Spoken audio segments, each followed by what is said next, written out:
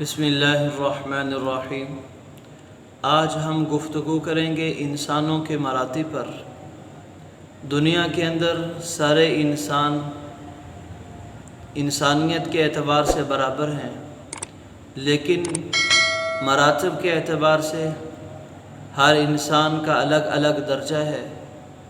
سب سے پہلا درجہ اللہ تعالیٰ نے ان لوگوں کو دیا ہے جن کو اللہ تعالیٰ نے اپنے خزانوں سے مال عطا کیا، وہ اس مال کو اللہ کی اطاعت اور فرما برداری میں لگاتے ہیں۔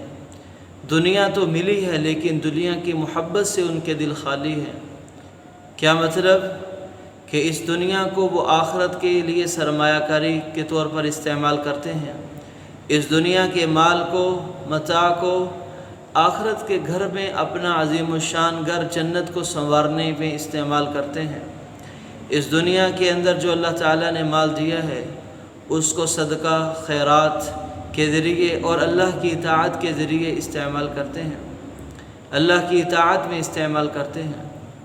ان کے دل دنیا کی محبت سے خالی ہوتے ہیں، اور اس کی سب سے بڑی علامت یہ ہے کہ یہ وہ لوگ ہیں جب دنیا کمانے کے لیے نکلتے ہیں تو دنیا کا کمانا انہیں اللہ کی نماز، اللہ کے ذکر، اللہ کی یاد سے غافل نہیں کرتا۔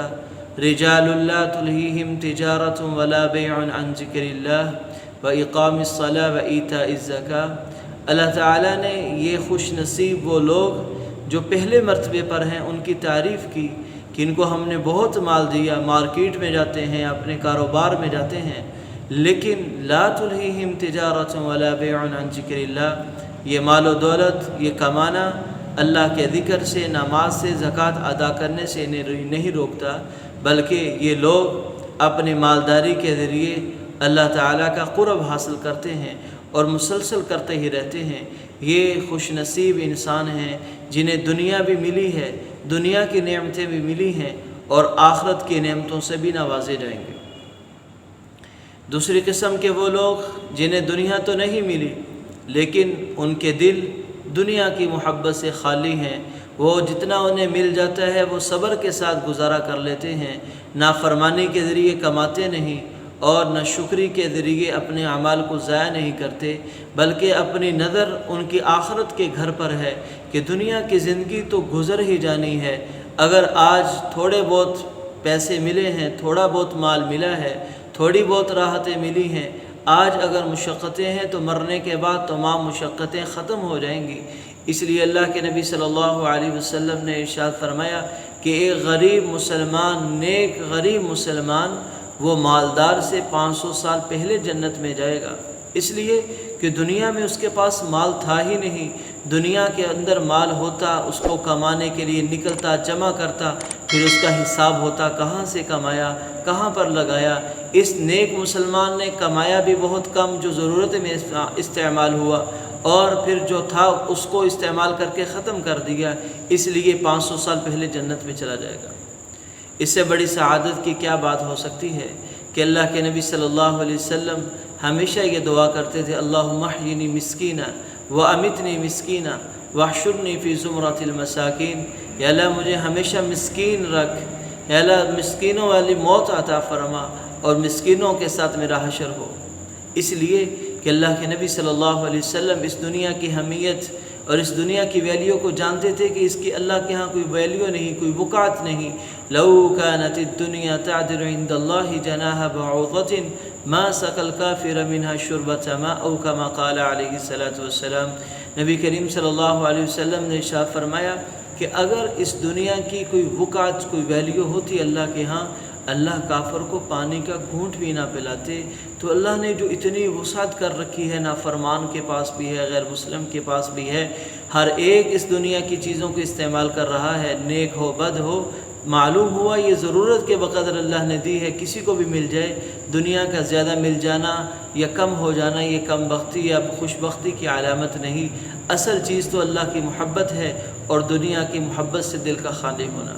تو یہ دوسری قسم ہوئی انسانوں میں مرتبے کے اعتبار سے کہ دنیا کی نعمتیں تو نہیں ملی، البتہ آخرت کی نعمتوں سے نوازے جائیں گے۔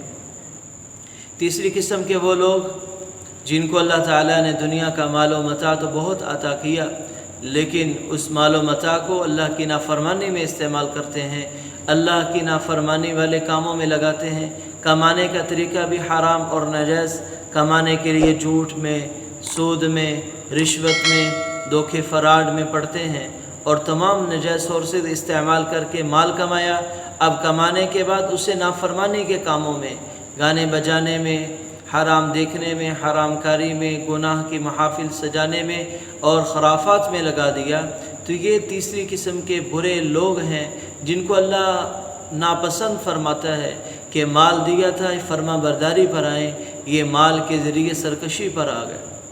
اس لیے اللہ کے نبی صلی اللہ علیہ وسلم پناہ مانگتے تھے، اللہم انی اعوذ بک من کل غنا یطغینی، ایسا مال، ایسی مالداری جو مجھے سرکشی پر ڈال دے، جو آپ کی یاد سے دور کر دے، جو مجھے نافرمان بنا دے، ایسی مالداری سے پناہ مانگتا ہوں۔ چوتھی قسم کے وہ لوگ جنہیں نہ دنیا ملی نہ آخرت ملی، دنیا نہیں ملی لیکن دنیا کی محبت دل میں بہت زیادہ ہے کہ حرام کے ارتکاب کیے جا رہے ہیں، ضرورتیں پھر بھی پورا نہیں ہو رہی، دنیا نہیں ملی لیکن اللہ کی اطاعت میں بھی نہیں لگے، دنیا نہیں ملی لیکن نافرمانی سے بھی نہیں بچے، بلکہ ہمیشہ دل میں یہ محبت ہے کہ کہیں مال ملے میں نافرمانی میں لگاؤں، مال ملے میں ناجائز خواہشات میں لگاؤں۔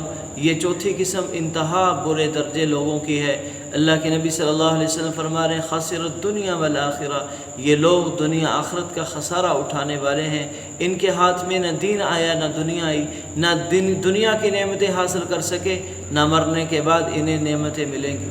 حالانکہ انہیں یہ چاہیے تھا کہ اگر دنیا نہیں ملی تو ہم صبر سے زندگی گزاریں، اطاعت والی زندگی گزاریں۔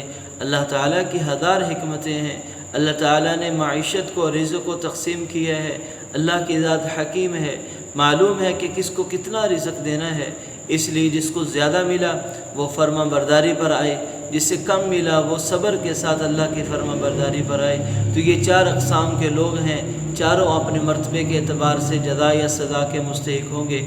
اللہ تعالی ہم سب کو اپنے فضل و کرم سے حلال پاکیزہ مال بھی عطا کرے اور اپنے رضا والے کاموں میں لگانے کی توفیق عطا فرمائے، اور ایسا مال جو نافرمانی کی طرف لے جائے، سرکشی کی طرف لے جائے، اللہ ہم سب کی حفاظت فرمائے۔ مع السلام۔